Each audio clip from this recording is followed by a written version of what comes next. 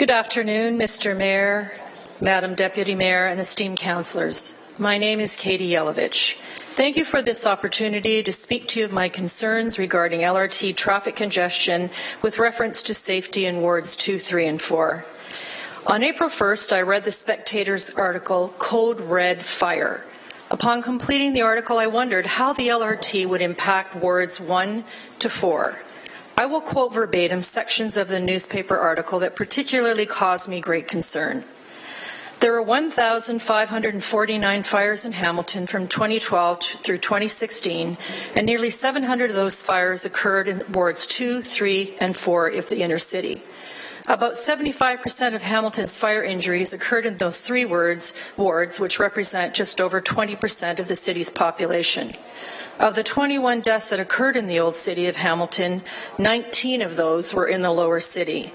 The numbers also show that when fires do occur, they're more likely to hurt or kill people in wards 2, 3, and 4 than anywhere else in the lower city. About 1 of every 5 fires in Ward 4 causes injury or death, when about 1 of every 6 fires in wards 2 and 3 causes injury or death. Ward 2 has the highest number of fire-related injuries from 2012 to 2016 and second highest number of fires. Just over 20% of all fire-related injuries in Hamilton occurred in Ward 2 during the five-year period. Ward 3 had the highest number of fires in the 5-year period and the second highest number of fire-related injuries and deaths. Nearly 20% of all fires occurred in Ward 3. Ward 4 had the highest number of fire fatalities and the third largest number of fires. More than a third of all Hamilton fire fatalities occurred in the ward. Captain Tim Rankin, treasurer of the Hamilton Professional Firefighters Association, has spent nearly 30 years with the fire department. I mean, we know, Rankin said. Everyone here will tell you if you're a downtown station, you're busy. There's something about fires in Hamilton. Here, they're far more likely to result in injuries or deaths than the provincial average. From 2012 to 2016, about 16% of all residential fires in Hamilton resulted in injuries or deaths, compared to 7% for Ontario. For 2012 and 2013 combined, about 11% of all fires and deaths in Ontario took place in Hamilton. By comparison, the city represents just 4% of the province's population.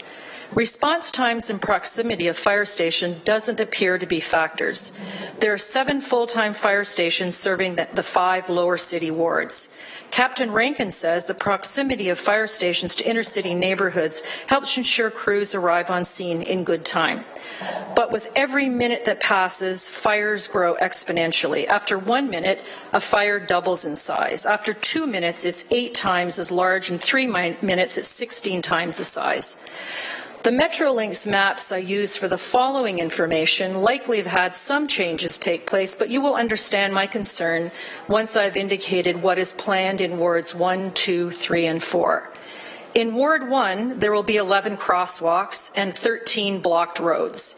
In Ward 2, there will be 11 crosswalks and 4 blocked roads. In Ward 3, there will be 13 crosswalks and 31 blocked roads. In Ward 4, there will be 4 crosswalks and 14 block roads. Multiple turning restrictions, street closures, lane reductions, one-way streets being turned to two-way streets, the doubling of traffic flow and fewer lanes, inability to make left-hand turns onto side streets from the LRT corridor going north to south, likely congestion on open side streets, having to share those lanes with cyclists are just some of the new reality all drivers will be facing with the implementation of the LRT.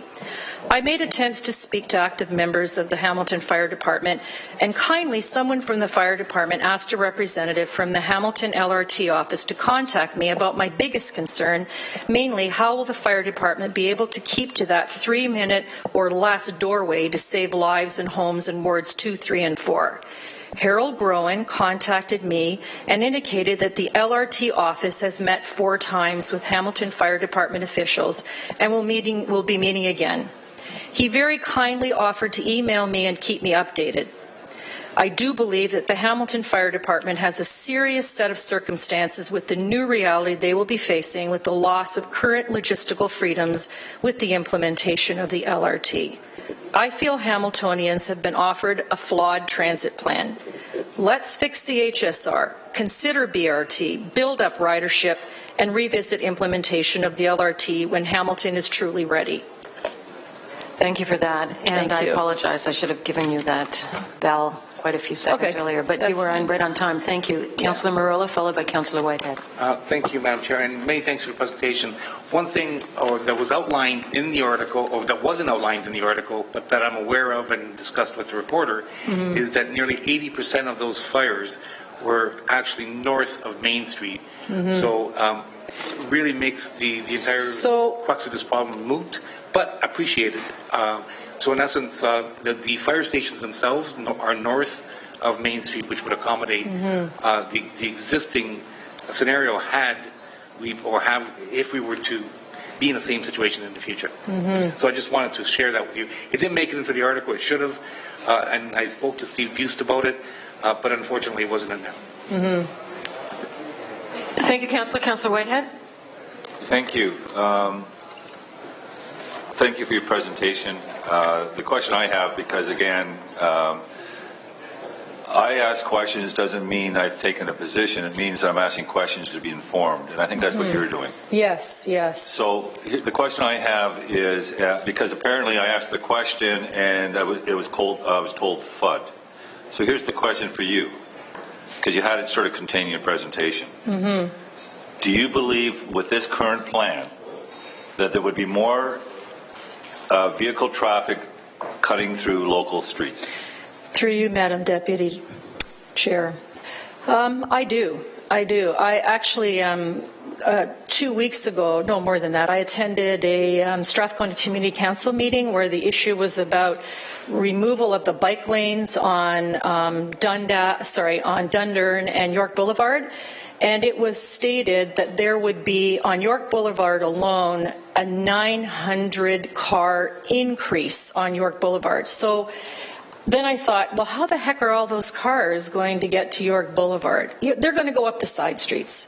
There's no doubt in my mind any of the open side streets, like I didn't read all the side streets that are going to be open, the few of them that are throughout the different wards, but those side streets will be used constantly because people will want to get from point A to point B in the same amount of time that they probably traveled up King Street to go to their destinations. So the old saying is that water always finds the path of least resistance. Yes, I agree.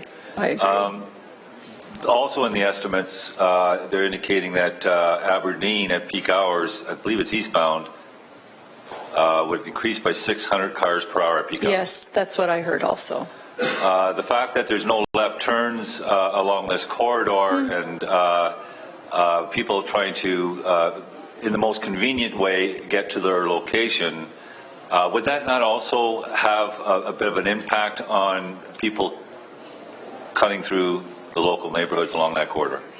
Yes, it would. But, you know, my biggest concern is the essential services, like the fire trucks and the ambulances. I mean, I don't know how. I'm assuming, too, that, yes, they are meeting, the people that are meeting with the LRT office and they're trying to work this out. But I honestly don't know how they are going to be able to successfully get to a dying person, a person who's having a heart attack, off King Street. You wouldn't even take King Street. It's going to be one lane. How are you going to get an ambulance up one lane with cars in front of it just going in their usual direction? How are you going to do that? So I appreciate the concern, and again, it's another one that comes forward with, in my humble opinion, some new information that I wasn't aware of. I appreciate that. And the other issue for me is, I think staff are hearing it as well. I don't think that, regardless of whether this gets built or not, they will find, engineers are engineers. They'll find some solution to ensure that no one's being put at risk from a fire department. I look forward to seeing how they respond to it. Yes. But now you put that on the radar for me as well. Yes, yes. And I hope that I know the LRT, I will be keeping in touch with the LRT committee so that, not the committee, but the LRT office to make sure. Thank you. Oh, sorry, Katy? Yes. Sorry, one moment. Councillor Vanderbeek, can you take the chair?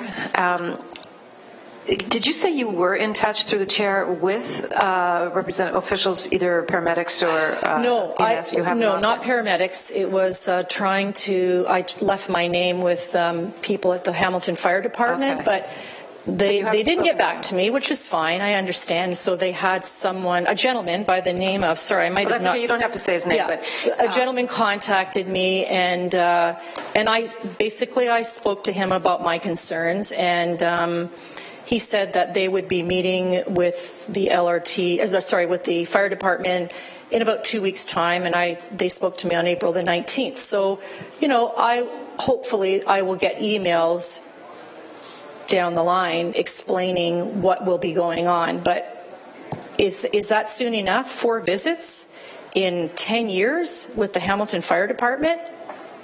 I kind of shook my head. I thought, okay, 4 visits. They must have had really long visits, hopefully, but I don't know. What did they achieve in the 4 visits? Okay, thank you. That's my question. Thank you. Thank you. I'll take the chair back, Councillor. David Wilson.